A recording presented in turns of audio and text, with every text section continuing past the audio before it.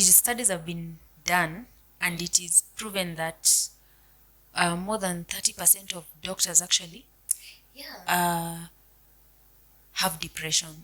Of course. And tutakuwa hata unapata most of the people who are addicts are in healthcare. They use, and the fact that they get depressed and the society does not expect you to be depressed. Hi, my name is Anne Maina. And I'm Tama Mbugwa. And this is Even in Sickness.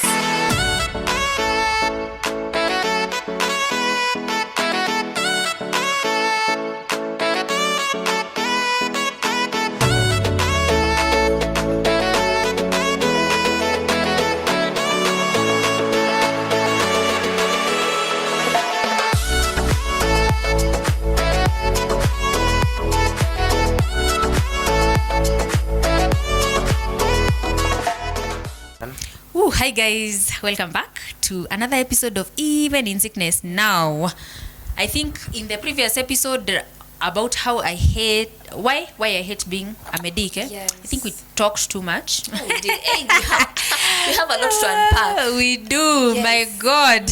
Hey, we are. Did someone hurt us? Somebody definitely did. So that's why we decided to make it a two-part video.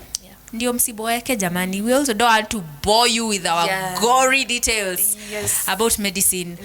So yeah, this is a part 2. I hope you really enjoy. Yes.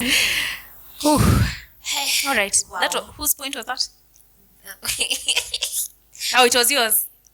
Undermining, right? Yes, it was mine. Yes. Okay. The other thing we can talk about is the fact that medics are always expected to know everything. We are humans, man. We are not geniuses. Kama akina nani? Elon Musk. Or who are the geniuses? I don't know. But we are not. Ile kazi imetufikisha hapa bana. It's been venye tu tulisema stories za training. It's been a lot of work. It's been tough. It's been putting in a lot of time and hours into it. And of course passion. Kwa sababu kama haingekuwa we wouldn't be the people you see us as kind and friendly and whatever. Yeah, give us a break sometimes. Because I think it is almost a crime. Okay, let me just ask you. Please answer us in the comments.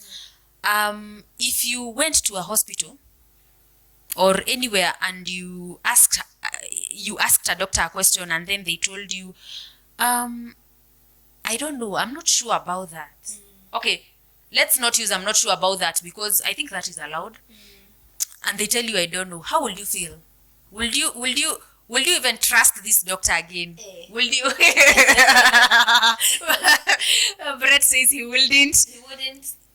Because doctors are usually what people expect out there is that we should know everything. But then, do you know, when I was in medical school, it was allowed for me to say I don't know. Because I remember nikiwa I think that year kuna mtu alikuwa ananiuliza mambo ya rheumatoid arthritis, sijui nini. And me I honestly told them I don't know. But I think the moment I finished school, the word I don't know is not in my vocabulary. At all. By the way, huwezi niuliza kitu nikwambie I don't know. I'd rather get out of the room and make a call. And call my colleague, my senior, my consultant. So blah, blah, blah, blah. Even consulting in the room is wrong. Just kicks away the patient's confidence. Yeah. You understand? But we can't know everything, imagine. But I think there is no shame in not knowing. You have to be just smart. Usionyeshe mgonjwa tena ati ujui. Of course. But there are things we don't know. Honestly, there are things we get new things every day. We get to learn. Yeah. There are updates every now and then. And in our experience, kuna vitu probably haujapatana nazo. So if of course sitakwambia sijui, maybe I can tell you I'm not sure about that. I don't know whether I can. To break trust. But yeah, we don't know everything for sure. We don't. And it is allowed. Because we work as a team. Uzuri ya working in healthcare is we work as a team. Oh yeah. Oh, that's one thing I love. That's why there's no shame. Because I've actually never, from my colleagues, from my consultants, from my seniors, I don't think kuna mtu nishaipigia simu ama nikamuuliza kitu akakuwa like, why don't you know that? But, that used to come when obviously we were in internship and when we were in school. But yeah, the help is there. You just ask, consult. Kama you're not even confident, you don't have to do it. For me, as a nurse, we say that if you're not confident, wachana tu nayo, just get someone else who you know is confident to do it. Yeah, obviously. Ama if you're tired or something, just talk to your colleague, kwa sababu unaweza fanya blanda ikupeleke court, Ikurambe. court ichukue license and you're done. Okay, my next point is uncooperative patients. Okay. Hapana, mimi usinipee nini kama remember the previous episode we talked about the medical maids. Mimi amoxicillin haifanyagi kazi, Haifanyingi kwa mtoto wangu. nataka azithromycin. I think while we are on that point, we have Google. Google patients. Google patients, my God. Yeah, kuna mtu anakuja tu hospitali anajua ameshauliza Dr. Google huko nyuma, amesha Google everything. So ako hapo like mimi nataka hii dawa na hii dawa. Na sasa juu najua lazima apitie kwa daktari. Juu lazima they have to be prescribed this medication. So lazima apitie kwa daktari. Lakini sasa anakuja specifically mimi naumwa na tumbo na nataka Fragile. should we tell them about the patient we recently had? Yeah. Were you there? Which one? Who wanted to deliver herself? Where? Tell I her. was not there. Like I got the details. Please. I was also not there though. So this patient comes in. They work in a rural place. They work in a rural place. Yeah, I think it was a non-profit. Okay. You see this non-profit wanakupeleka huko ndani. So walikuwa mpaka they had the skills za delivery. Oh yeah, ebu niwape details. Well, we were paid details. So it was a mama and a Partner. and her husband. She was gravid. Yeah. She came to deliver. And her pregnancy was a bit complicated because it was not a normal delivery. Ilikuwa breech delivery. For those who know breech delivery ni yenye mtoto anatoka na mguu. Endelea. Sasa they're here. We are telling them. Sasa even the doctor is there, the nurses are there. Ilibidi hata administrator akuje try and talk these people down. Lakini wako like hapana, huyo mama asiguzwe, we will do the delivery by ourselves. Kwa sababu we learned about it on YouTube. On YouTube. Actually, the partner was very specific. Yeah. He said, please don't touch the baby. Yes. And don't touch the mother. I will deliver her myself. Maybe they made us shule. And they're not medics, mark you. They were not medics. They said we already watched all these things on YouTube. Yeah. And we are going to do it ourselves. What did the people do? What were tunaosha mikono, you want to do it. Wacha tulete nini against medical. Did they The say ama? it? Oh, walikataa. Okay. Walikataa. Lakini sasa I'm imagining the maternity rotation yangu was wow. Our pass mark was 70. Wow, okay. I had to make sure I have delivered 30 mothers to pass the assessment. And then ukuja uniambia umesoma hii mambo Kwa come on, Google, YouTube. kwa Google actually. I mean kwa YouTube, yeah. I know YouTube, and it's okay to know about these things. It's okay to get informed. Lakini you have the skills. Unfortunately, the baby died. Yeah. No, She started bleeding. The moment the mother started bleeding, kwa sababu now the baby is already distressed. The mother is in distress. She was like, sasa akisema tutaenda emergency, sijui nini, we will. Na already mguu ishatoka. Ati what? Walikuwa wanasema ati it's a free fall, ati mtoto atatoka na gravity. Yeah, so it is very sad kwa sababu now they've lost a very healthy baby who would have been delivered na very hakuwa na normally. complications during pregnancy. Anyway, this is what we are talking about. Please avoid. Sasa First of all, googling your symptoms. I don't know. What can we tell them? 'Cause I think nowadays with he Google and social media and everything, we can't really prevent them from googling. I don't know. we just it's okay to be informed, as Yeah, I've of course. said. Yeah, of course. Lakini ukikuja, trust your doctor. Hatuwezi kuwa tumeenda shule for 6-7 years na these other ones are masters, and then they tell you this and then you're saying no, we'll say Actually I think what you can do, if you actually don't trust what your doctor tells you, you can always take what they tell you and then get a second opinion. yes. Please let not your second opinion be Dr. Google. Yeah, and You can get a second opinion from also a doctor if you don't trust what they're telling you, but you don't have to like. Hey, that was show an it. extreme case. That was It drama, was- just it drama. Was, it was for sure. Honestly. Don't touch my wife. Where? Sawa mkubwa. Hey. Woo, yeah, and cooperative patience is definitely a point. It is definitely. So something we have not talked about is loss of life. Oof. And that one I think we can tunaweza inini na hiyo point yako ya. PTSD. Ama? Okay, I don't know. But I don't like the fact that we get to lose patients. That is for sure. Kwa sababu kuna patient anaweza kuja. I remember a very sad case. There's this mama who came. She was middle aged. I think alikuwa 45 years. Alikuja tu with high sugars. She was not diabetic, she was not hypertensive, she was not even obese or overweight. She was just a normal patient. Alikuja tu na very high sugars. So, and it was not even DKA or anything. Ilikuwa too high sugars. So I remember I'm the one who admitted her. Nikamwambia let's just observe you overnight. Juu hizi sugars zako ziko very high. I'll admit you, we control the sugars. Sugars hazikushuka. And then after 2 days she started developing chest pain. Oh, I remember. You remember? She was anyway. She started developing chest pain. And it progressed so fast. Very fast. So fast. Because I think within an hour, chest pain, shortness of breath, I don't know what. And then she died. Imagine. I know. I was like, what do you mean? And I don't know. She was so healthy. Some things we can't just explain. Yeah, it was unexplainable for sure. Because even the chest x-ray was not suggesting anything. Yeah.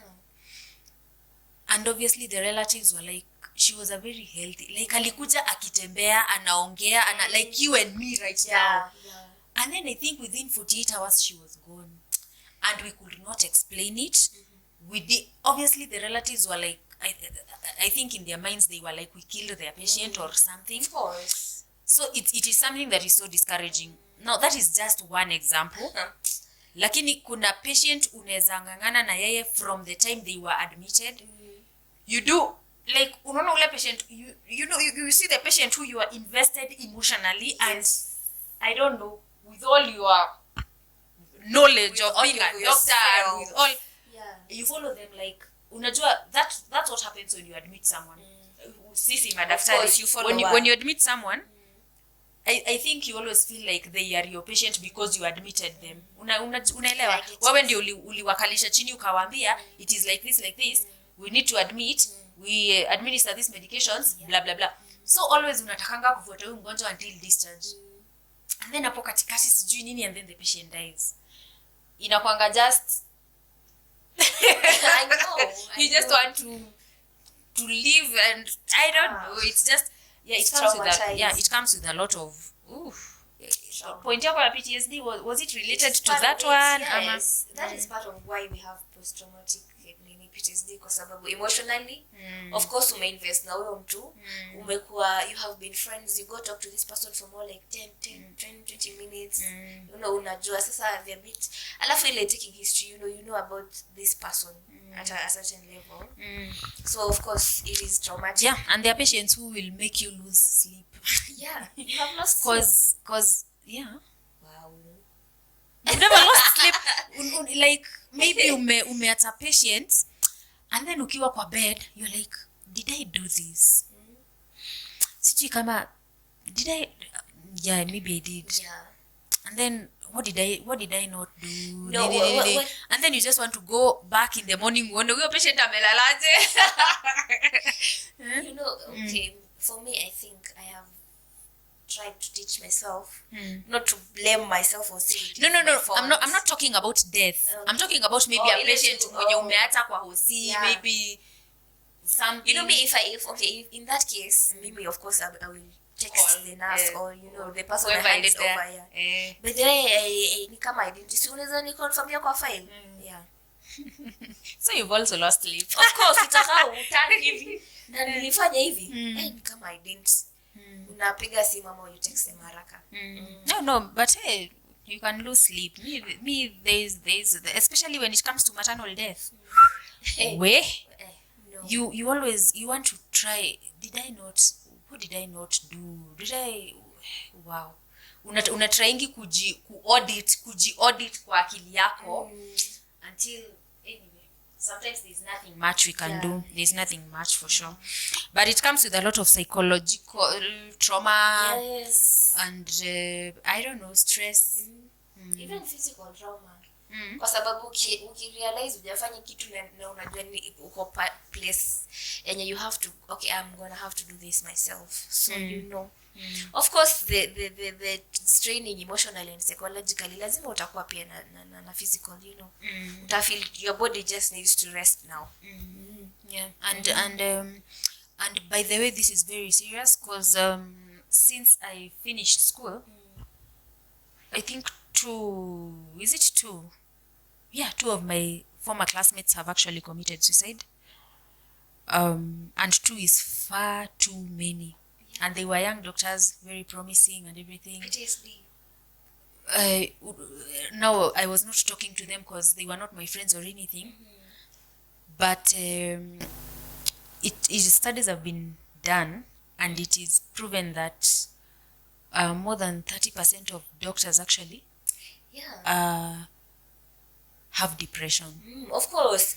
And tutakuwa hata unapata most of the people who are addicts are in healthcare. Yeah. They use And the fact that they get depressed and the society does not expect you to be depressed. Yeah. Because Supposed to be how straight. the society views doctors is, why are you stressed? Perfect. You're supposed to You be have a good perfect. job, you have money, Yeah. they view you as this very successful person. They don't know what goes on inside. You understand? Yeah. There's a lot of, as I said, expectations, pressure to make it in life, and all this stuff. Yeah, especially in this unemployment era, it has become a thing. Sababu unaangalianga unaona the expectation, because I think one of them alikuwa ameka medical school for a while. Alikuwa amerepeat, but tulimaliza naye. I think he had repeated like twice. I think he had some issues, and then I can't remember his story very well. I think alikuwa anaprovidea the younger siblings or something.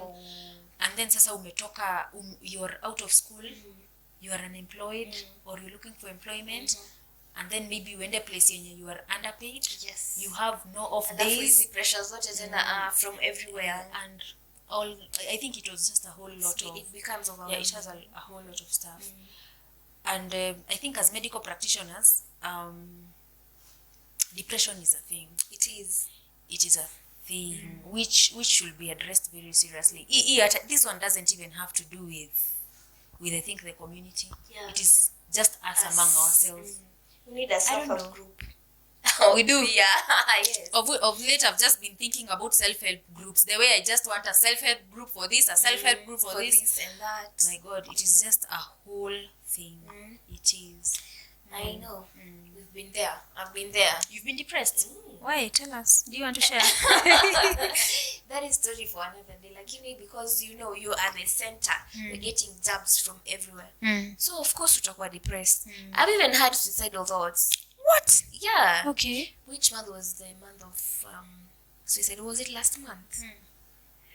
Yeah. But it was bad. Have we been talking for like an hour? Wow. Alafu, do you know? Do you know I'm a medic, so I know what can take me out fast. If I want to go fast, I know what I can use. So you know shida. But I didn't. Yeah, God is good. We think we need a social group bana. We need mahali tu tunaenda. We just unwind. Yeah. Without judgment. Na tusiambiwe ati we are being bad people kwa sababu we are complaining. Ama we are saying, we are using the word hate. Ay, hapana. We are humans. We are. We are, by the way. Oh, me, I think we should end here. Yeah. Hey. Watu tumechoka. Watu wamechoka. We can talk, but najua it has not been very oomph like our other episodes. Yeah. Because I think zile flashbacks, you know, you remember a certain time and then you feel a certain way and you're like, oh. But yeah, it's for sure what we've talked about is real. It happens. And thank you so much for watching. Yes. Kindly, we need your comments. If you feel like we have been on the extreme side about talking about it, yes, please let us know in the comments below. Tell us your experience. If you're a medic, tell us your experience. If you're not a medic, tell us your experience that you had with maybe in the hospital, yes, or wherever. Tell us what we can do. Ask us questions. Yes, we will be sure to answer, to reply. Yeah. Having said and that, even we have, if we need to have like an episode of something, we will do that. Yes. What do you want us to talk about? Kindly let us know. Yeah. Having said that, please subscribe. Yes, as usual. Yeah, please subscribe.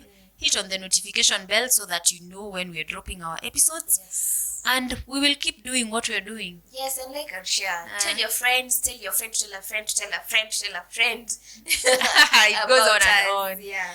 Woo, thank you so much. Yes, bye. See you next time. See you next time.